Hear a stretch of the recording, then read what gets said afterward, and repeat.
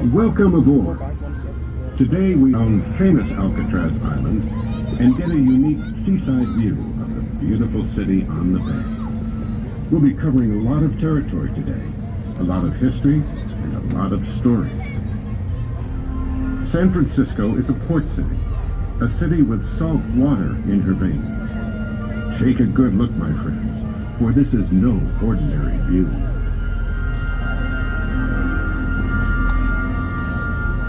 Now, the first thing I want you to do is take a deep breath of that fresh breeze. But hold on tight. The water can get choppy even on the calmest days, so be careful if you're walking around the deck. As we pull out of the dock, look out the windows and down into the water to see some frisky sea lions. If you miss them now, we'll see some later as we return. If they are hiding today, you can always hear them.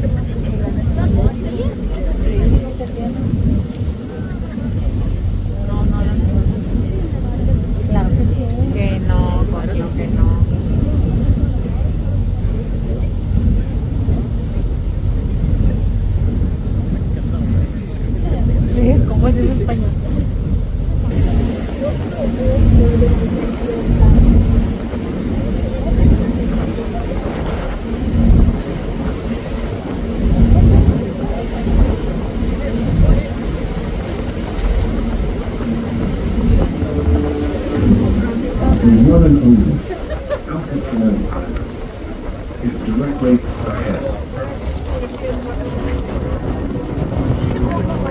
Once, the only creatures that lived on that barren rock were crocodiles. In fact, that's where Isla De Alcatraz is. The Spanish named the island after the pelican, Los Alcatrazes. The U.S. Army decided Alcatraz Island was a perfect place for a fort to defend the bay from invaders.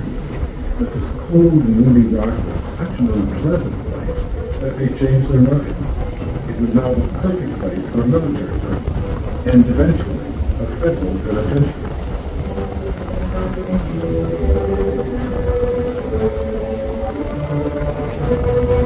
It was a time when gangsters were becoming heroes for people.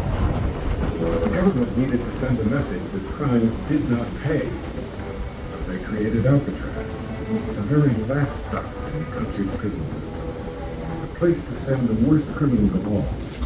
Yeah, my name is Leon Whitey Thompson. My number was 1465, 3Z 1465. I was a man that had total hatred in them days. I hated anything that walked or crawled on this earth. And when you got a man like that in prison, you've got to get rid of him.